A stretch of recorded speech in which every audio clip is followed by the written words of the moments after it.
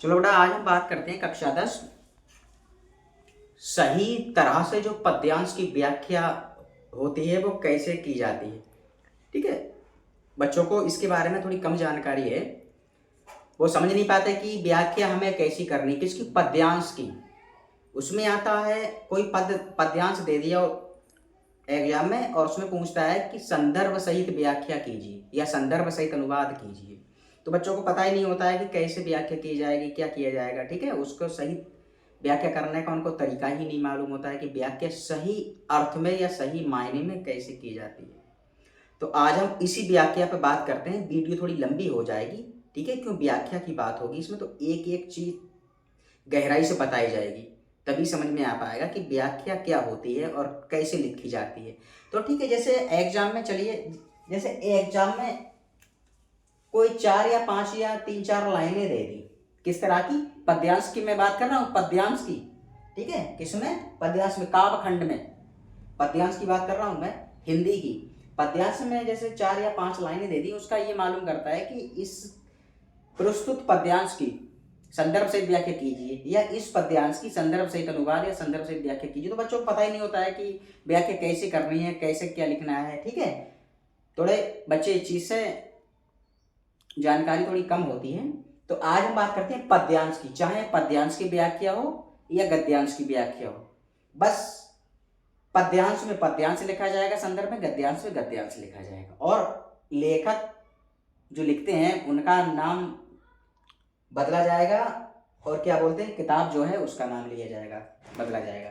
तो आज हम करते हैं, किसकी व्याख्या करते हैं, सूरदास पद हैं, ठीक है, उनकी व्याख्या करते हैं कि उनकी व्याख्या कैसे की जाए। अब इसमें लिखा है, कैसे लिखा है, चरण कमल बंदो हरिराई, जाकी कृपा पंगु गिरी लंगे अंधे को सब कुछ दर्शाई। समझ में नहीं आता होगा कि मैं इसकी व्याख्या बताऊंगा।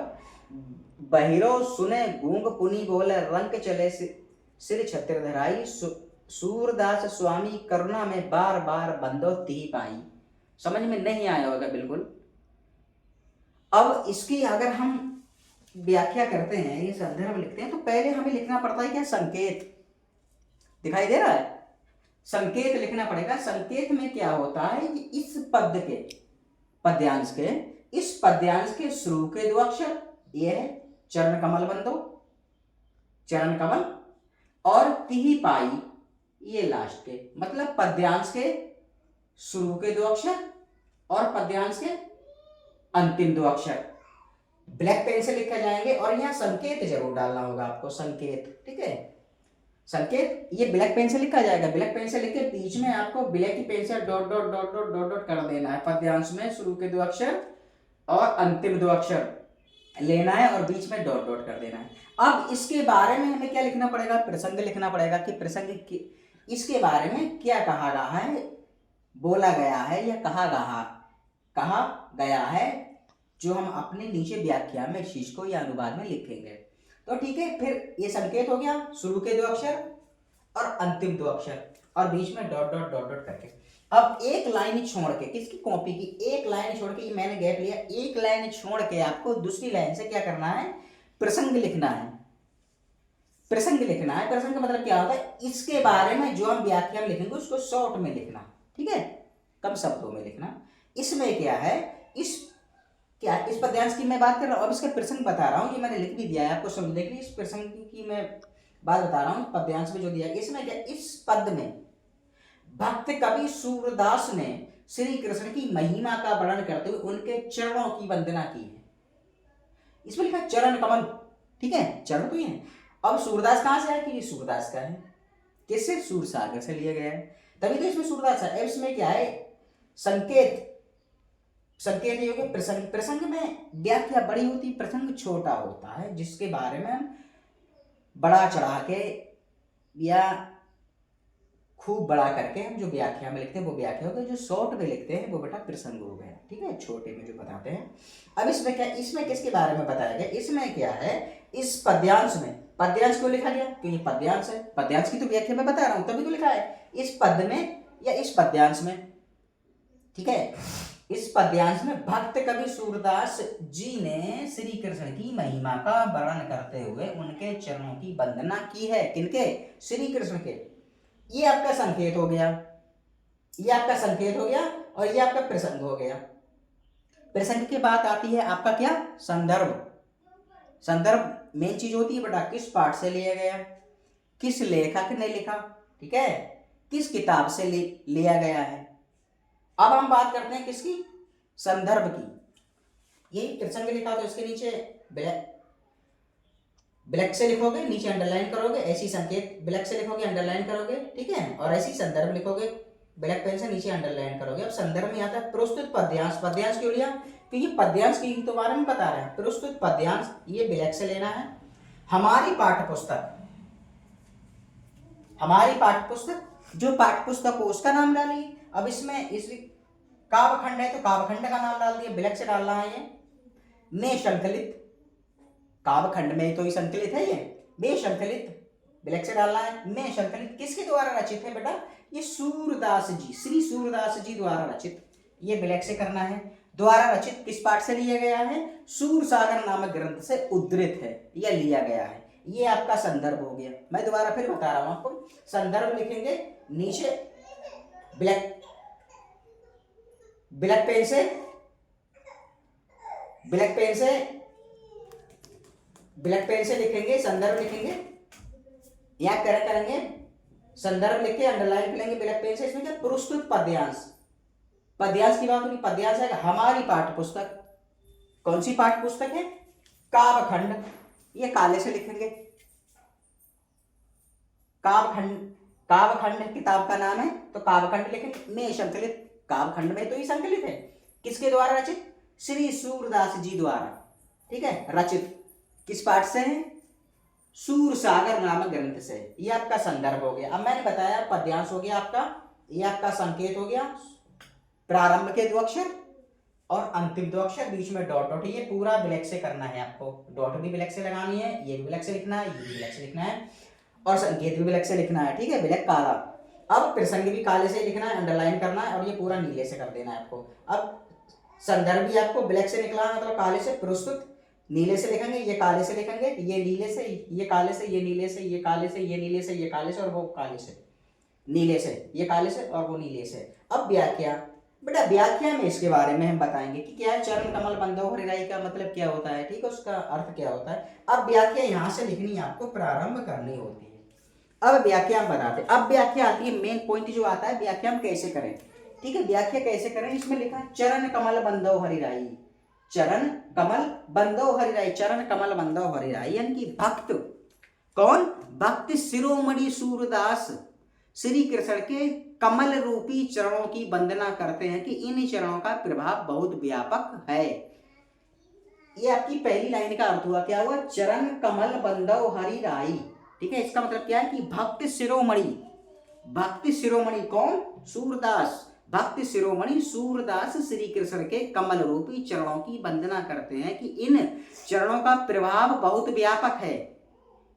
व्यापक है, कैसे व्यापक है, चलिए दोबारा, जाकी कृपा पंगु गिरी, लंगे अंधे को सब कुछ दर्शाई, ठीक है, कि किसकी, इनकी कृपा से, किसकी कृपा से, श्री कृष्ण की कृपा से, इनकी कृपा हो जाने पर, इनकी कृपा हो जाने पर लंगड़ा व्यक्ति भी पर्वतों को लांग लेता है।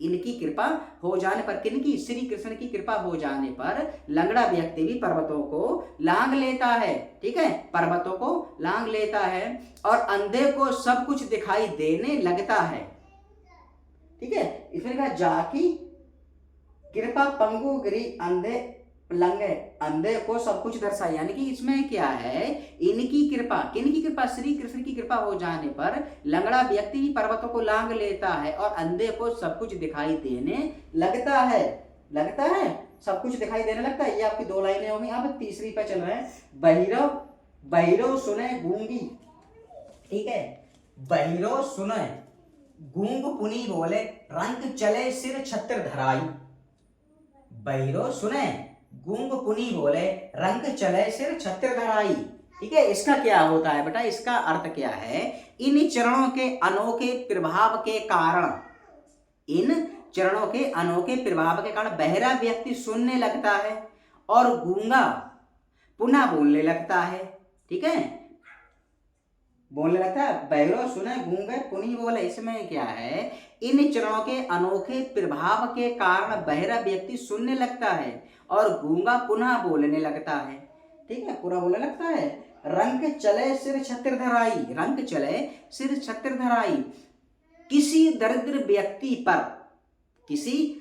व्यक्ति पर श्री कृष्ण के चरणों की कृपा हो जाने पर वह राजा बनकर अपने सिर पर राज छत्र धारण कर लेता है। तभी तो लिखा है रंग, रंग मान बेटा भिखारी होता है। रंग चले सिर छत्र धराई, इसमें क्या है, किसी दरिद्र व्यक्ति पर श्री कृष्ण के चरणों की कृपा हो जाने पर वह राजा बनकर अपने सिर पर राज छत्र धारण कर लेता है। ये आपके हो गए। ठीक है, अब लास्ट हमारी अंतिम लाइन चल रही, क्या चल रही है, सूरदास स्वामी करुणा में बार बार बंदो तिहि पाई। ठीक है, सूरदास स्वामी करुणा में बार बार बंदो तिहि पाई। ठीक है, बार बार बंदो तिहि पाई, इसका अर्थ है कि सूरदास जी कहते हैं कि ऐसे दयालु प्रभु श्री कृष्ण के चरणों की मैं बार बार वंदना करता हूं। ठीक है, सूरदास जी कहते हैं कि ऐसे दयालु प्रभु श्री कृष्ण के चरणों की मैं बार बार वंदना करता हूं। तो बेटा ऐसे लिखी जाती है क्या व्याख्या। ये हो गई आपकी व्याख्या। अब इसका क्या है बेटा, काव्यगत सौंदर्य। नीचे लिखा जाएगा व्याख्या फाइनल होने के बाद काव्यगत सौंदर्य।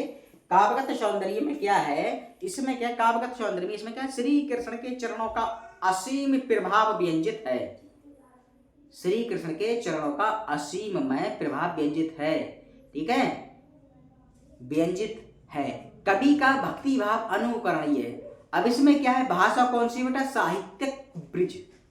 साहित्यिक ब्रिज। शैली कौन सी है, मुक्तक। छंद कौन सा है, गेयपद। रस कौन सा है, भक्ति। शब्द शक्ति कौन सी है, लक्षणा। ठीक है, गुण कौन सा है, प्रसाद। अलंकार कौन सा, रूपक या पुनरुक्ति प्रयास। अलंकार कौन सा है, रूपक या पुनरुक्ति प्रकाश। पुनरुक्ति प्रकाश, ये बेटा साहित्यिक सौंदर्य हो गया। तो सही अर्थों में और सही मायने में व्याख्या ऐसी लिखी जाती है।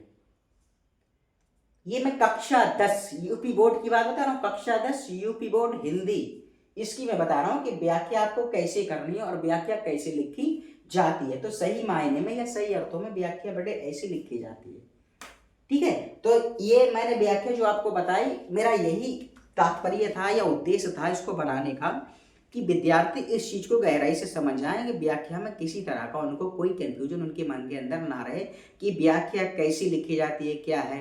ठीक है, तो ये मैंने आपको व्याख्या बताई और मैं आशा या उम्मीद करता हूं कि ये लेक्चर आपकी समझ में आया होगा। तो हमें YouTube पे ज़्यादा से ज़्यादा सब्सक्राइब करिए और इस वीडियो को ज़्यादा से ज़्यादा शेयर करिए और Instagram पे में फॉलो करिए। तो बस ये वीडियो बनाने का यही उद्देश्य था। अब हम अगले सेशन में फिर उपस्थित होते हैं, तब तक के लिए धन्यवाद।